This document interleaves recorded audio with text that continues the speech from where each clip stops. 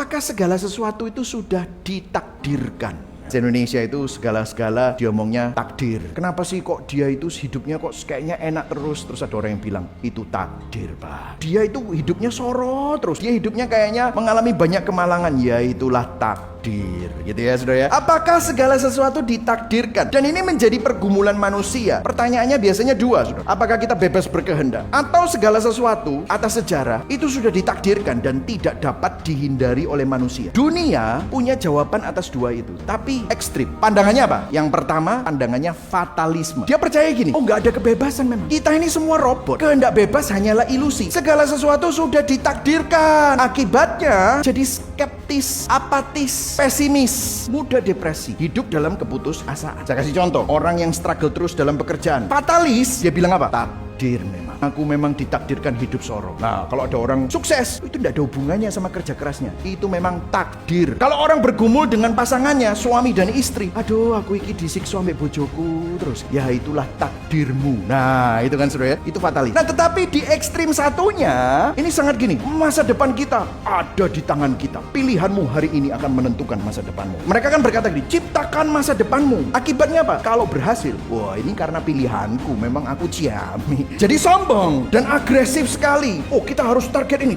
Bagus gak? Bagus, tetapi implikasinya adalah dia tidak pernah tenang, penuh ketakutan dan selalu khawatir akan masa depan. Misalnya ya, kalau orang yang libertarianisme bergumul dengan pasangannya, suaminya atau istrinya, dia pasti mikir gini, jangan-jangan aku keliru kawin, aku butuh suami baru atau istri baru karena pilihanku salah, ini ndak hoki nih, aku kok nggak bahagia. Maka di situ dia tidak pernah tenang, selalu takut, kekhawatiran akan masa depan. Nah, apa jawaban Alkitab? Jawaban Alkitab adalah dua-duanya iya. Apakah kita punya kehendak bebas? Iya. Apakah ada rencana atas sejarah yang tidak dapat manusia hindari? Iya. Jadi pemahaman Alkitab berbeda. Bukan fatalisme, libertarianisme, tetapi apa? Kompatibilisme. Apa itu? Artinya gini, kedaulatan Allah yang mutlak dan kehendak bebas manusia berjalan bersama-sama. Manusia benar-benar memiliki kebebasan untuk memilih, tetapi pilihan-pilihan kita tidak pernah melampaui kehendak dan kedaulatan Allah dan tetap berada di dalam rencana dan kendali Allah. Yang setuju katakan amin. Saudara, ketika kita bicara bahwa Yesus adalah inti dari rencana Allah, kita tidak bicara tentang seorang raja yang memulihkan dunia pakai cara dan nilai dunia. Cara dunia itu apa? Dengan kekerasan, dengan politik, dengan militer,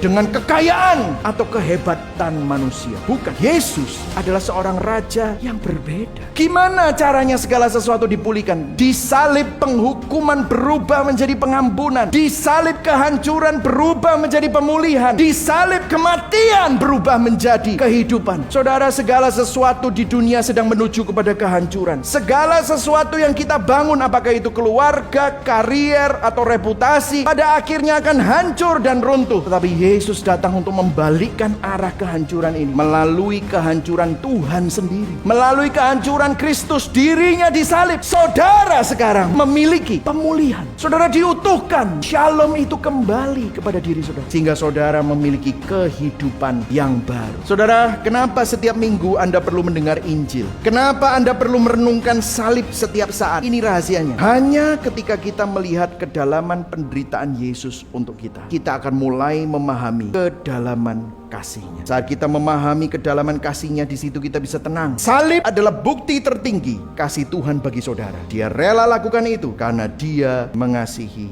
saudara dan saya.